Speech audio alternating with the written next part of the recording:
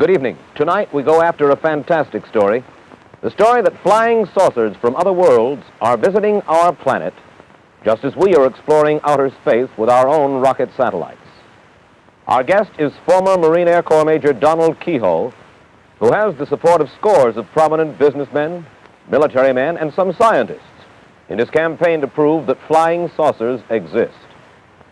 If you're curious to know why Major Keyhoe charges that the United States Air Force is deliberately deluding us when it calls saucer stories the bunk, if you want to hear his own evidence that the saucers are real, and his reaction to the claim of two Americans who say they've spoken with men from Venus, we'll go after those stories in just a moment. My name is Mike Wallace. The cigarette is Parliament.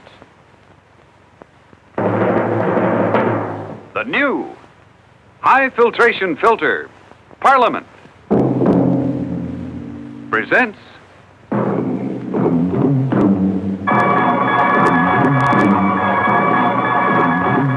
the Mike Wallace Interview. We'll meet Major Keyhoe in just a minute. How does your cigarette stack up against other brands? Well, if Parliament's your smoke, you're smoking the best, because now Parliament with the recessed filter is best.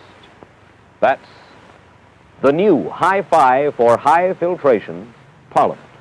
The proof? Well, suppose I show you. First, Parliament is best because only Parliament can give you over 30,000 traps. No other popular cigarette delivers less nicotine and tar. Second, unlike ordinary filters, Parliament's filter is recessed, set deep down inside here, so that trapped nicotine and tar can't get on your lips. And third, because it's recessed, there's no bitter taste of concentrated nicotine and tar to spoil Parliament's pure tobacco flavor. These filter findings are confirmed by the United States Testing Company. Over 30,000 traps, exclusive recessed filter, flavor pure protection. Yes, now smoke the best. High filtration Parliament, now at popular price. And now to our story. Major Donald Keyhoe is the director of the National Investigations Committee on Aerial Phenomena. As head of this private group interested in flying saucers, he's repeatedly attacked the United States Air Force and others for claiming that flying saucers are apparently flights of fancy and not flights by Martians or men from the moon. Independent surveys show that millions of Americans do share his belief in these celestial saucers. Major Keyhoe, first of all, let me ask you this. Most people in the United States, in spite of the fact that I say that millions do believe, I think you will agree that most people in the United States don't believe in flying saucers from outer space.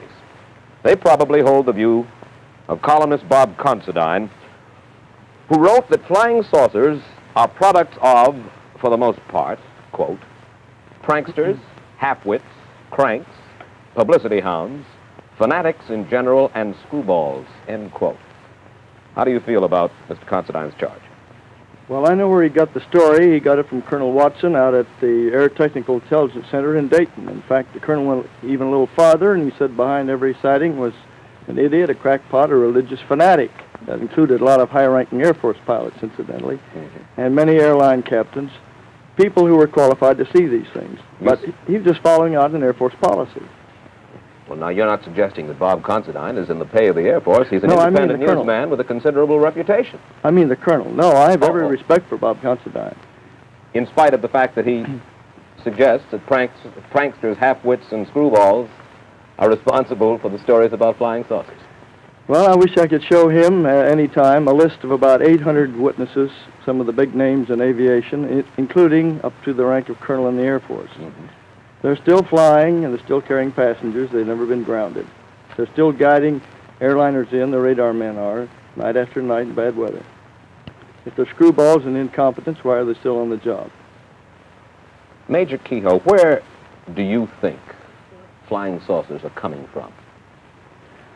I don't know. There is an indication that they could be using Mars as a base. I don't mean they originate there, but every time Mars has approached us in the last 10 years, there's been a noticeable increase in saucer sightings. And that's been mentioned officially. In fact, the Canadian official project, on the basis of that, set up an observation station in Canada.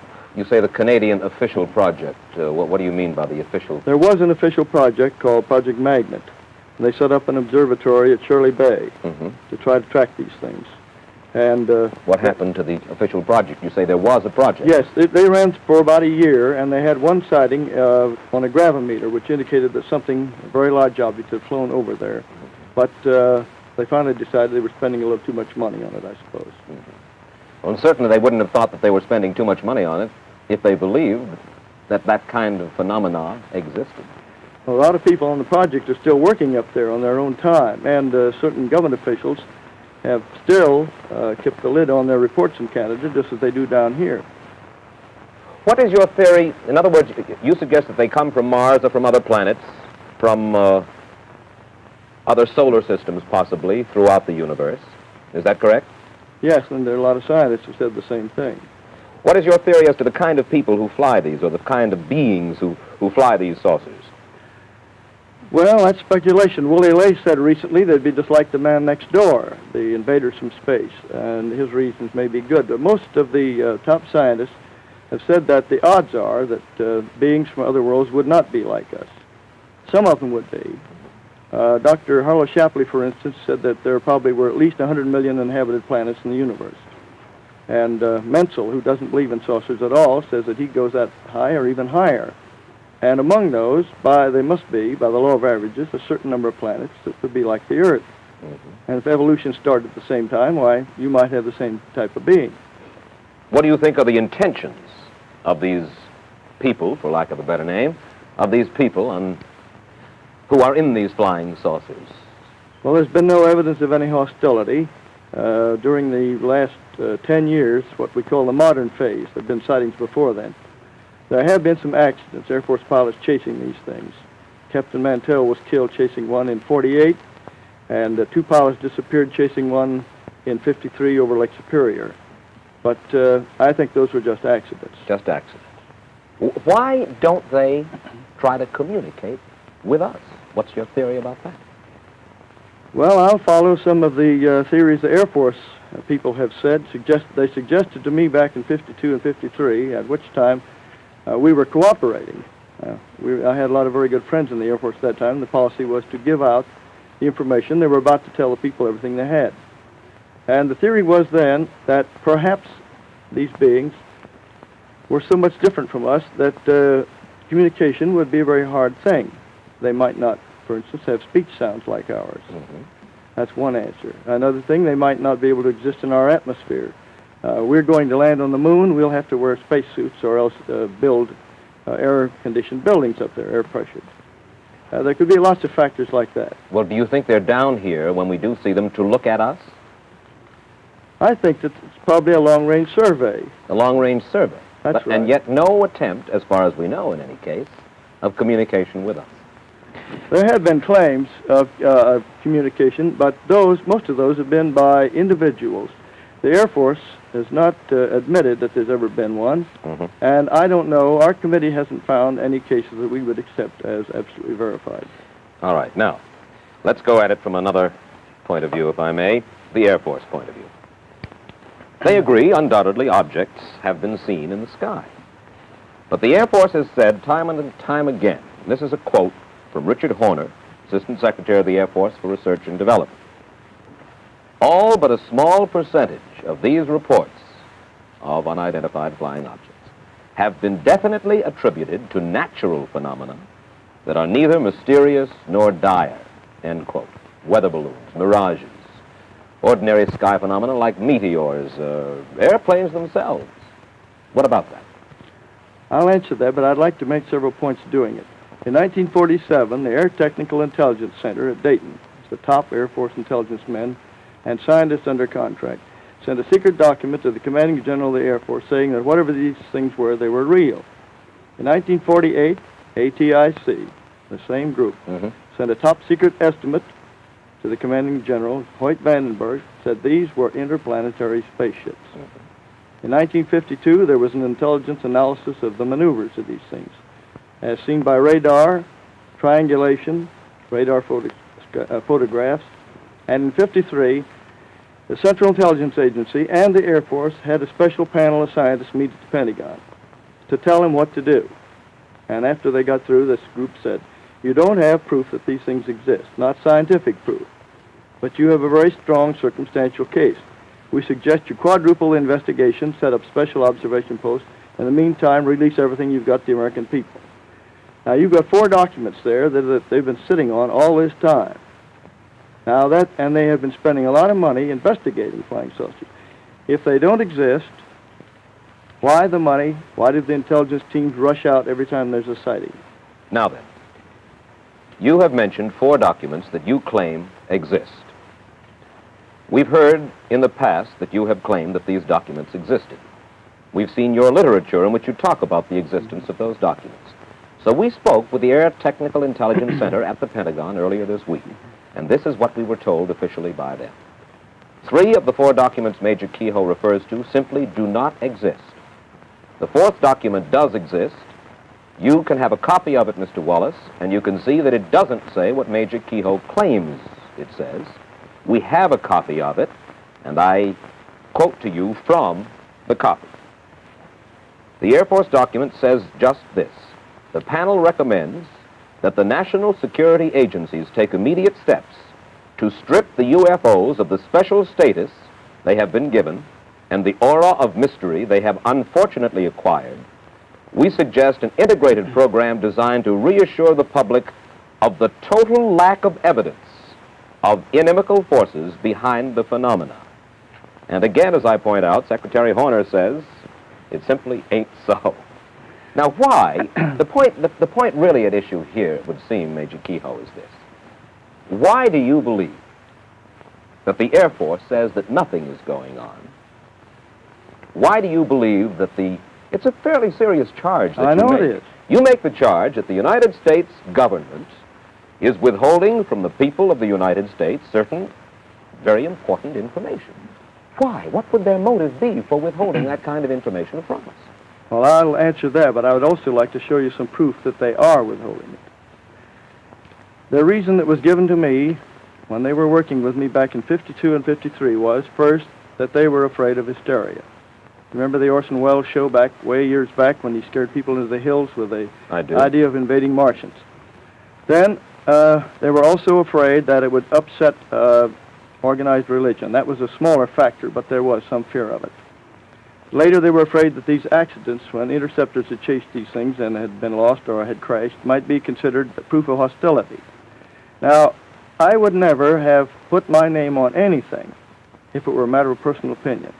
I've talked to and read the reports of hundreds of pilots and radar men and guided missile trackers who've seen these things, and some of them are very important names.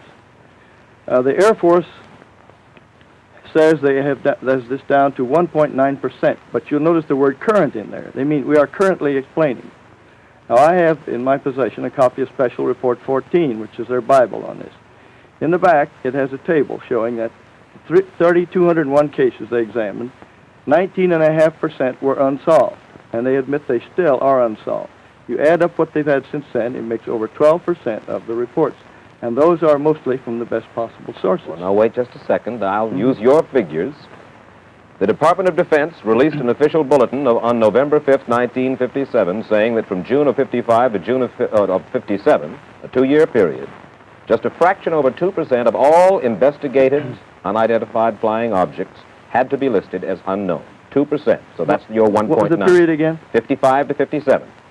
The rest were determined to have been balloons, airplanes, hoaxes, and a category about 12% called insufficient information, which means that the report was so flimsy that there was simply nothing to check on.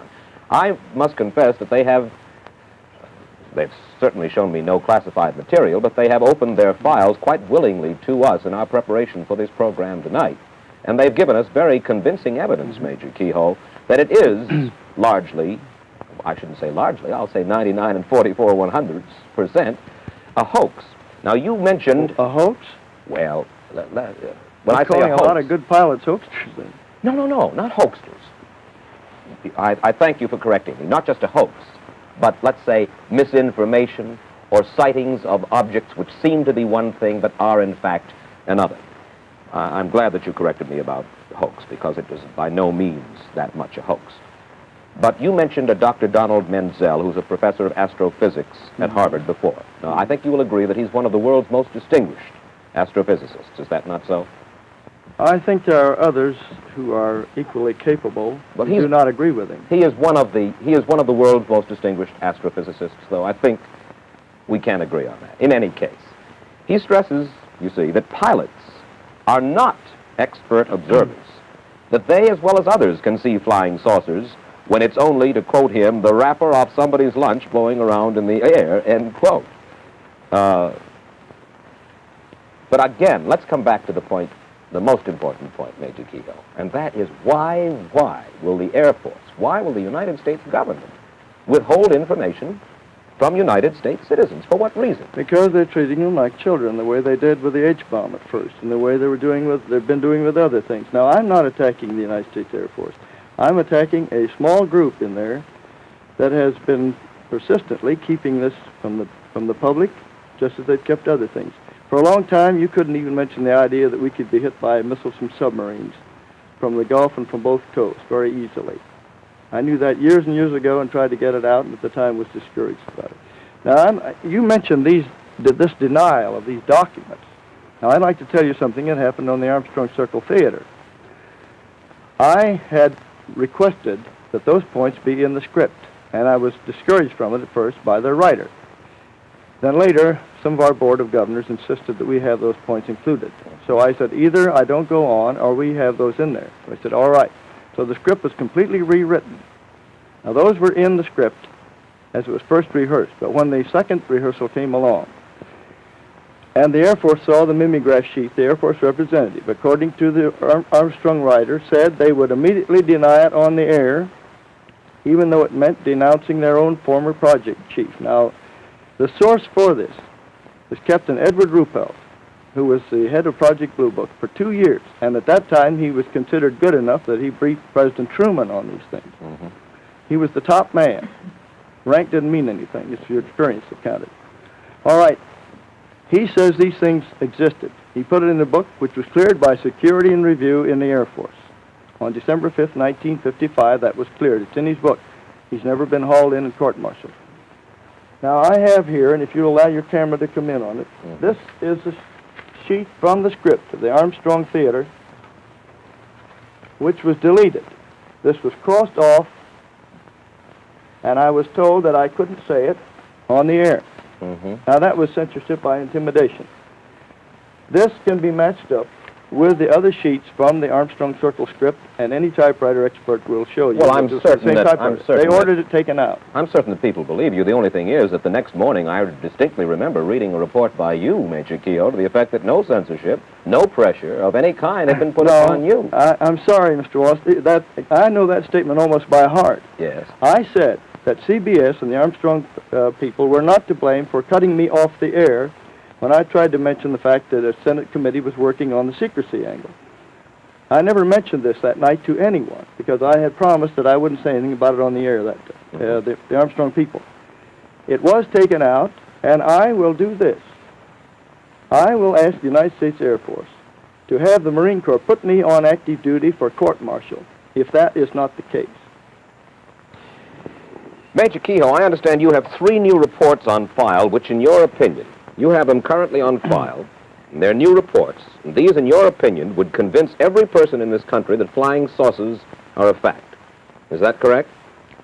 They should convince a lot of people because of the names involved. Tell us about it.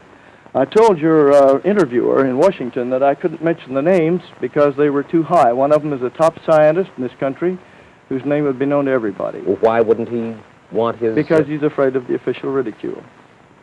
He's afraid of official ridicule? That's right. More afraid of official ridicule than of possibly alerting the country to a serious national danger? You'd be surprised how many people give us reports and they say, please keep my name confidential. Well, I'll give you one report which came to us.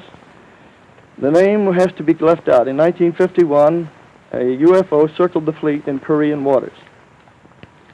It circled it at high speed, and they launched several planes to try to get a close-in on it. They got a radar lock on. That is, the radar was guiding the planes toward the object. Mm-hmm. This was picked up by radars on 14 naval vessels. This object circled about, for a half an hour or more, and then it took off at a speed way over in excess of 1,000 miles an hour. Mm-hmm. This report was certified, and 9 members of our Board of Governors saw it, signed it, and agreed that they had seen it, and agreed with the contents. Yeah. There is another report that just came in from 4 top missile designers or engineers at one of the big plants in this country. They saw an elliptically shaped object and 2 small round disc-shaped objects flying with it over California, November 11th, 1957, at a speed of at least 5,000 miles an hour. These men are well qualified to know what they see, with broad daylight, not a cloud in the sky. There have been cases even where the Air Force has shot at these things. Now, if there's nothing there and they don't exist, why do they shoot at them? You mentioned Mr. Horner. The day after Mr. Horner said that the Air Force was not concealing anything, Captain Gregory Oldenburg, a public information officer at Langley Field, refused to let an ad be inserted in the Langley Base Flyer, their newspaper, which asked that anybody interested in UFOs please communicate and form a little group. He said, I must refuse to do this because the dissemination of information on UFOs is contrary to Air Force policy and Air Force Regulation 200-2. And I have a copy of it here in case you want to see it. Well, Major Keyhoe, I must say that the Air Force tells us they don't question your motives, but they do question the accuracy of a good deal of your information, and for that reason they say you have been, and were they to, in a sense, throw open an invitation to all people who cite UFOs to get in touch with them once again. They'd get all kinds of cranks, hoaxsters, and so forth, and you see, they run down every one of these sightings, and it has cost them a tremendous amount of money to no avail over the past few years. That's what they told you. That is what they told me. Now, sir, in a moment I'd like to ask you this. In the past few years, millions of flying saucer enthusiasts have become excited about the stories of 2 men, George Adamski and Howard Menger. Both of them claim to have seen flying saucers. Mm-hmm. Menger claims to have been given a ride in one by some creatures from Venus. Adamski says he's chatted with a man from Venus in the California desert. I'd like to get your reaction to those stories, and we'll get Major Keyhoe's reaction in just 60 seconds. The first filter cigarette in the world that meets the standards of the United States Testing Company. Parliament, with a new high filtration filter. Here are the facts. And this is the cigarette. Parliament. Proved. In Parliament, over 30,000 traps. The most effective filtering material in a cigarette today. No other popular cigarette delivers less tar and nicotine. Proved in Parliament, the exclusive recessed filter holds trapped tar and nicotine away from your lips. There's no leakage from filter to mouth. Proved in Parliament, the most complete filtering action in cigarette history. And the flavor story is simple. More expensive tobaccos bring you the friendly satisfaction that cigarettes were invented for. All filtering findings you have seen and heard are certified true by the world's leading independent research laboratories. Parliament, now for the first time at popular price. Why don't you try Parliament yourself? All right, Major, about George Adamski and Howard Menger, both men claim to have talked with men from Venus. Menger claims that he's even taken a ride on a flying saucer. Do you believe them? No. You think they are hoaxers? We do not accept any reports of these so-called contactees without more evidence. We've asked them to submit their claims and take lie detector tests. We don't throw them out. We simply say we'll give you a fair chance. I think that's the least important part of the picture. The most important part is the weight of evidence from hundreds of competent people. And I'd like to name a few. Captain Richard Case, American Airlines. Captain C.S. Childs, Eastern Airlines. Captain T. Kravitz, TWA. Robert Dickus, TWA. Colonel Donald J. Blakesley, U.S. Air Force, a wing commander. Mm-hmm. I could go down the list of people who know what they're doing, and they're still on duty, they're still flying. Major Keyhoe, what would you like to see done about flying saucers that is not currently being done? What steps would you like to see taken? I think the American people should write to their congressman and insist that open hearings be held by the Senate Committee on the Permanent Committee on Government Operations, which has been looking into this for 6 months. An Air Force spokesman told us this last week. He said members of the Senate subcommittee have talked with us already, and they have shown no interest in conducting any hearings on this issue. I talked with the chief investigator within the last 2 weeks. I gave him a lot of information, and I gave him data on one case where an airliner was sent to chase one of these things, and the passengers kept in ignorance of it at that time. That involves 2 government agencies beside the Air Force, which has refused to release the report. Mm-hmm. And I'll say this: if the committee were to get Ruppelt, Major Fournet, several colonels around that time, Major General Garland, who was on the project, there would be a big revelation, because the Air Force is simply treating the American people like children. They don't trust them with the facts. You know, here is an interesting question, Major. The United States and Russia have started sending satellites into the sky, and we may be hitting the moon with a rocket soon, possibly Mars. You believe that creatures from outer space have space stations on Mars. What's going to happen when we start firing rockets at the moon or at Mars? That question's already been brought up. We expect to have a base on the moon within the next 5 years. It's possible that there is a base on there. I don't say there was any proof of it. Is it possible we're going to start an interplanetary war when we start sending our rockets to the moon and to Mars? In 1955, General Douglas MacArthur said the next war would be an interplanetary war, and we'd have to unite against people from other planets. One last question, Major Keyhoe. Have you ever seen a flying saucer? I've seen them tracked on radar, but I take the word of about 800 of the best witnesses in this country and abroad. But you yourself have never seen a flying saucer? I've just been a reporter, and a careful one. Thank you very much, Major Donald Keyhoe. As you've just heard, the flying saucer controversy is deadlocked in contradictory statements and interpretation of facts. As for Major Donald Keyhoe himself, like most of us, he's never seen a flying saucer, which may just make him like a mystic who's never seen a ghost. But one must give him credit. He has much faith. In a moment, I'll bring you a rundown on next week's guest, one of the giants of the entertainment business. Tonight, this very minute, right now, Parliament with the recessed filter is best. Best in everything that counts. And here's why. First, over 30,000 traps in this filter. No other popular cigarette delivers less nicotine and tar. Second, unlike every other filter, Parliament's filter is recessed. It's set deep down inside here so that trapped nicotine and tar can't get on your lips. And third, because it's recessed, there's no bitter taste of concentrated nicotine and tar to spoil Parliament's pure tobacco flavor. These filter findings are confirmed by the United States Testing Company. Smoke the best. High filtration Parliament, now at popular price. Next week, we go after the story of a giant in show business. You see him behind me now. He's Oscar Hammerstein II, who's collaborated on some 40 musicals, including the Rodgers and Hammerstein classics Oklahoma, Carousel, The King and I, and South Pacific, the last of which is soon to be released as a Hollywood film. If you're curious to hear Oscar Hammerstein talk about the changing face of show business, about the suggestion that his books and lyrics are naive and stickily sentimental, and if you want to hear Oscar Hammerstein discuss the controversial social and political beliefs that shape his stage work, we'll go after those stories next week. Till then, for Parliament, Mike Wallace reminding you to help keep the Red Cross on the job for us. Give generously. Good night. The Mike Wallace Interview has been brought to you by the new High Filtration Parliament. Parliament, now for the first time at popular price.